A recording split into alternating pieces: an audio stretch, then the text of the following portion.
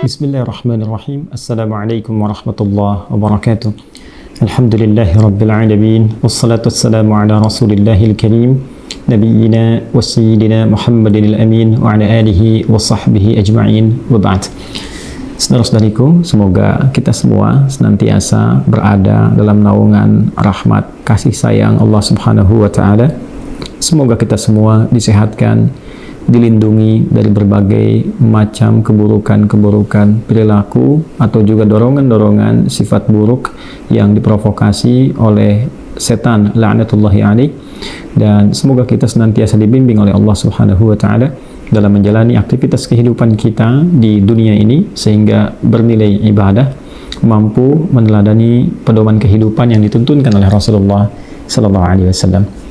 Teman-teman, apa yang pernah Rasulullah SAW ingatkan 15 abad yang lalu, bahkan terkait dengan pengingat ini Allah Subhanahu wa taala langsung menurunkan ayat-ayat Al-Qur'an yang tentunya ayat-ayat ini bukan sekedar firman yang kita baca, tapi di dalamnya ada pedoman berkehidupan yang mengantarkan kita kepada kesuksesan dan kebahagiaan di semua tempat dan tahapan kehidupan yang kita lalui, baik itu di dunia sampai kemudian ke alam kubur sampai ke akhirat.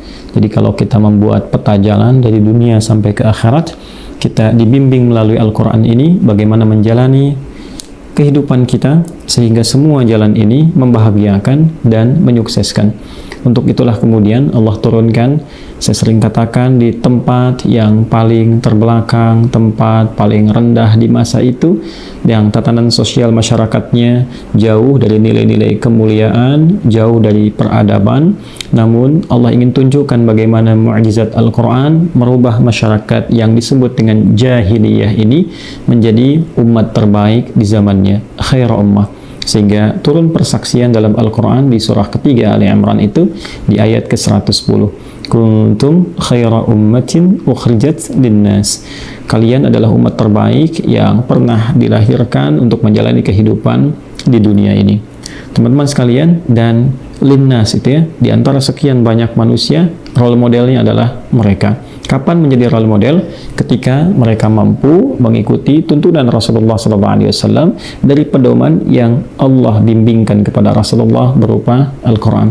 Untuk itulah Al-Quran disebut dengan hudal linnas, pedoman berkehidupan untuk manusia di setiap zaman sampai dengan kehidupan di dunia ini berakhir. Bahagia lawannya adalah sengsara. Sukses tentu juga memiliki lawan, nestapa. Ada orang-orang yang diharapkan sukses, ada orang-orang yang diharapkan bahagia. Sisi lainnya, ada orang-orang yang nestapa, ada orang-orang yang sengsara. Artinya, mengikuti petunjuk Al-Quran itu dijamin mendapatkan kesuksesan, kebahagiaan. Bukan hanya di dunia, tapi tahapannya sampai ke alam kubur, sampai ke akhirat. Berpaling dari itu, dalam keyakinan kita sebagai muslim, maka berpotensi mendekatkan kepada kesengsaraan dan kenestapaan. Sekalipun mungkin ada yang merasa bahwa di dunia merasakan kesuksesan, tapi sifatnya semu. Ketika ajal datang, menjemput lewat maut, maka selesai semua itu. Tidak ada jaminan di alam kubur, tidak ada jaminan di kehidupan akhirat yang lestari dan abadi. Di antara pedoman itu, ada yang simple, ada juga yang kompleks, berisi aktivitas kehidupan dari bangun tidur sampai dengan tidur lagi. Dan tidak akan pernah ditemukan satu bimbingan berkehidupan yang sangat rinci, sangat detail, mengatur semua aktivitas kita, bahkan perilaku kita dari ujung kepala sampai ujung kaki, dari bangun tidur sampai tidur kembali, kecuali kita hanya temukan di dalam Islam, yang sumbernya dari Al-Quran dan Sunnah Rasulullah SAW. Ini menunjukkan Al-Quran bukan karya manusia, bukan makhluk, karena mustahil ada pedoman berkehidupan bagi semua manusia di setiap generasi dan tetap berlaku, tetap sesuai dengan eranya dan tidak pernah berubah isinya, kecuali ini menunjukkan bahwa pedoman itu bersumber dari Sang Pencipta yang maha menguasai dan mengetahui segalanya. Teman-teman, di antara pedoman itu ada yang terkait dengan pedoman fisikal. Bagaimana menggunakan fisik kita sesuai dengan maslahat kehidupan sehingga bernilai baik dalam berinteraksi sosial dan Allah meridhoi kita. Jadi ada pahala ketika kita berpikir positif, memandang yang baik sampai ujung kaki melangkah kepada hal-hal yang positif dan baik. Ada juga terkait dengan bimbingan pengelolaan harta. bagaimana kita mendapatkan harta dengan cara yang baik sehingga tidak menyebabkan persoalan-persoalan dalam konteks kehidupan sosial. Karena itu nanti ada perintah, ada larangan. Ada perintah untuk mencari dengan yang halal. Dari yang halal itu digunakan pada yang baik-baik. Mungkin dapat dengan yang halal, tapi digunakan pada yang tidak baik juga masalah. Dan persoalan itu akan meluas. Ada orang mendapatkan dengan cara yang halal, dengan cara yang benar, tapi dipakai untuk hal-hal yang tidak baik, bahkan yang sifatnya haram, ya, dipakai untuk selingkuh, dipakai untuk ke tempat-tempat yang buruk, dipakai untuk mengkonsumsi yang hal yang tidak sehat, tentu itu akan membahayakan. Karena itu dalam Islam ada aturan, dapatkan dengan cara yang benar, kemudian juga silahkan dikeluarkan, distribusikan, gunakan pada hal-hal yang sehat, cara-cara yang mulia, sehingga Allah ridha dan mengantarkan kepada investasi, bukan hanya di dunia, tapi juga sampai dengan ke akhirat. Pada topik ini, dengan singkat, kita hanya akan membatasi pada yang dilarang. Ingat spiritnya, ingat semangatnya, bahwa Quran datang membawa pedoman yang mengantarkan pada kesuksesan dan kebahagiaan. Secara konseptual, untuk sukses dan bahagia ini ada perintah, ada larangan. Ini sangat standar sekali dalam kehidupan kita. Bukankah Anda masuk kantor juga ada perintahnya, ada larangannya? Ini yang harus Anda kerjakan, ini jangan dilakukan. Di sekolah juga demikian, ya, masuk jam sekian, keluar jam sekian. Perintahnya ini, larangannya seperti ini. Kalau guru sedang mengajar, jangan mengobrol, jangan ribut, dan sebagainya. Itu larangan. Sebab ketika murid-murid itu mengobrol, murid-murid itu ribut, maka konsekuensinya tidak ada konsekuensi, tidak ada korelasi yang positif untuk memperhatikan materi yang disampaikan oleh guru, sehingga apa yang didengar, apa yang diterima, mungkin akan berbeda dengan maksud yang disampaikan, sehingga implementasinya bisa berubah. Demikian secara konseptual, yang ringan ini kita tarik dalam fikih harta, aturan mengelola harta. Bagaimana dapatnya, bagaimana mengeluarkannya.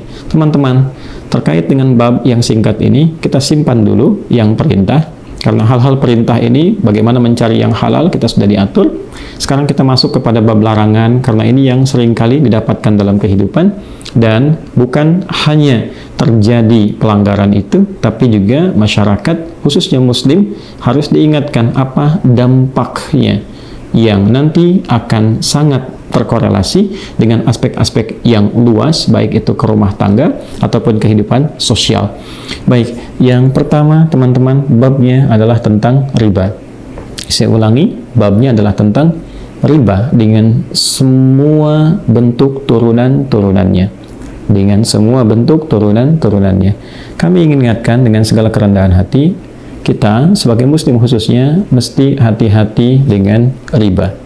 Saya ulangi, mesti hati-hati dengan riba.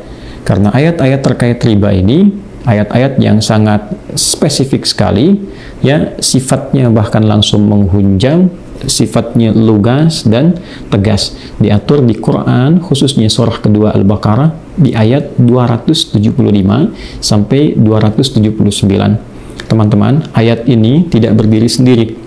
Kalau saya bahas mungkin 4 tahapan menuju pelarangan riba secara mutlak itu kita akan temukan dalam beberapa ayat yang saling berkesinambungan. Tapi saya ingin dalam video yang singkat ini memfokuskan kepada Al-Baqarah ayat 275 sampai dengan 279. Di dalam ayat ini secara singkatnya Allah Subhanahu wa taala menerangkan tentang bahaya riba, hati-hati, kan? Kemudian yang kedua adalah konsekuensi riba yang nanti bukan hanya merusak kepada pribadi, tapi juga ini penyakit yang bisa menular dan menjalar. Ingat, menular dan menjalar. Tertular kepada orang-orang lain di sekitarnya, menjalar nanti keburukannya kepada sifat-sifat sosial saat kita berinteraksi di lingkungan kita. Mungkin secara skala kecilnya keluarga atau aspek-aspek tetangga dan sebagainya. Dan yang ketiga adalah riba juga saking tinggi damage-nya, ya, saking tinggi daya rusaknya, itu langsung mendapat pertentangan dari Allah dan Rasul-Nya, sehingga orang-orang yang masih memaksakan diri untuk terlilit dalam persoalan-persoalan riba ini, itu terancam. Dalam bahasa yang tegas dalam Al-Quran, seperti orang yang berani untuk menantang atau berperang dengan Allah dan Rasul-Nya. Dan tak mungkin menang, bukan hanya tak mungkin menang, tapi juga problemnya adalah bisa berpotensi mencelakakan dengan kecelakaan yang sangat pedih. Nah, saya ingin tarik kepada satu contoh kecil saja, ya, bukan aspek-aspek yang lain dulu. Saya ingin ingatkan pada satu hal, pinjol, ingat itu. Saya ulangi, pinjol, pinjaman online, itu termasuk riba. Dan ini ribanya adalah riba paling komprehensif, riba paling kompleks yang memang mencakup semua bagian-bagian unsur riba. Baik ya, dari mulai awalnya, dari mulai perjanjiannya, dari mulai penambahannya, dan unsur-unsur mafsadat yang merugikannya terekam jelas semua keterangan Al-Quran, itu runut dan runtut semua konsekuensinya ada di situ.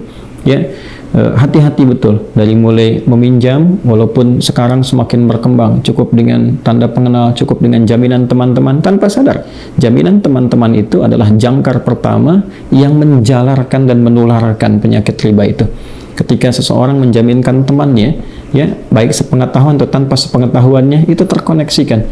Boleh jadi dengan itu kemudian yang lainnya juga ikut terpancing atau mungkin juga ikut tertarik, sehingga dengan itu penyakit ini bukan hanya, mohon maaf, bisa dilakukan oleh orang yang meminjam secara online ini, ya, yang dia terikat langsung, tapi berpotensi mengajak kepada yang lain-lainnya. Dan yang kedua, konsekuensinya adalah ketika seseorang meminjam dengan skema online ini, itu sudah pasti dia mesti mengembalikan lebih dengan jangka tertentu, dan kadang juga mendapatkan penambahan-penambahan yang di luar nalar, ya, sekali lagi di luar nalar, ketika jedanya tidak terpenuhi, bertambah kembali, dan itu sudah pasti konsekuensi yang diisyaratkan dan disebutkan dengan tegas dalam Al-Quran. Satu, menyulitkan pada diri sendiri peminjamnya. Kedua, akan berpotensi, ini menyulitkan, ini jelas kalimatnya, sampai-sampai bahasanya itu ya di Al-Quran dieksplisitkan sebagai seperti seseorang yang sedang kerasukan setan. Ini bahasa kiasan ya yang sangat tinggi, majas yang sangat tinggi ya, untuk memberikan kesan bahwa gelisah, ketakutan, ya, kemudian juga bingung, linglung, meracau, persis seperti orang yang ya diwarnai dalam kegelapan hidup gitu. Itu gambarannya. Jadi maksudnya jika Anda memutuskan masuk ke wilayah itu, maka sesungguhnya Anda sedang masuk ke wilayah gelap, ya, yang memungkinkan Anda banyak gelisahnya dibandingkan dengan tenangnya, tekanannya lebih banyak, sehingga boleh jadi berpotensi menambah damage ke keluarga, harta tidak akan berkah, ya, berpotensi nanti banyak perselisihan terjadi di rumah tangga. Kemudian juga menjalar, tutup lubang, gali lubang, tutup lubang. Ini berbahaya sekali. Saya ulangi, ini berbahaya sekali. Karena itu, saya menyarankan kepada teman-teman umat Islam dimanapun berada, hindari bentuk riba seperti ini. Hati-hati. Dan ini tidak akan pernah membahagiakan, tidak akan pernah menyukseskan, tapi mengarahkan kepada sifat-sifat penyesalan yang mendalam, baik di dunia ataupun di akhirat. Dan jangan sampai nanti meninggalkan beban kepada keluarga dan keturunan-keturunan. Ustaz, solusinya bagaimana? Teman-teman, kita sudah ketahui di lingkup kita itu ada masjid. Dalam masjid ada skema di situ untuk zakat, infak, sedekah. Ke atasnya turunannya ada baznas yang dikoordinasikan satu dengan yang lainnya. Bukankah di situ ada 8 golongan untuk berhak menerima zakat? Jangan malu. 8 golongan itu lihat apakah kita bagian yang termasuk di dalamnya. Kemudian di luar skema zakat ada infak, ada sedekah. Maka mulailah dikemas, dikoordinasikan, masjid difungsikan, jangan cuma tempat sholat, datang orang kemudian pulang.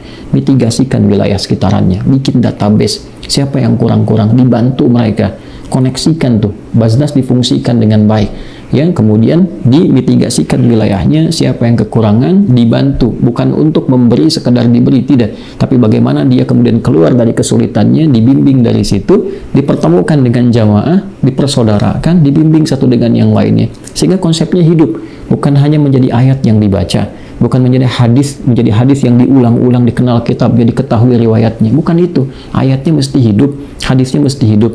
Kalau ini bisa digunakan dengan baik, saling membantu satu dengan yang lainnya, bukan sekedar diberikan ikannya, tapi dibantu dengan kailnya, maka apa yang terjadi?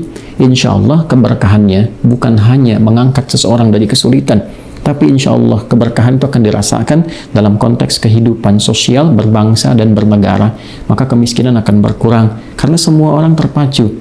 Walaupun negara bertanggung jawab mengentaskan kefakiran dan kemiskinan, yang kemudian berusaha diproyeksikan ini bisa terangkat, namun dibalik keterbatasan yang tentunya kita pahami bersama, di situ kita hadir kemudian untuk mengimplementasikan nilai-nilai keislaman kita, sehingga semua saling membantu, saling mengisi, dan membebaskan dalam kebaikan. Jika syariat ini dipraktekkan dan dilindungi oleh undang-undang, negara menjamin kemerdekaan tiap-tiap penduduk untuk memeluk agamanya masing-masing dan beribadah menurut agama dan kepercayaannya itu. Demikian Quran. Sampai ke Quran ingatnya ya. Demikian di Undang-Undang Dasar itu pasal 29 ayat yang kedua. Ingat, riba itu sangat berbahaya teman-teman sekalian, sangat berbahaya.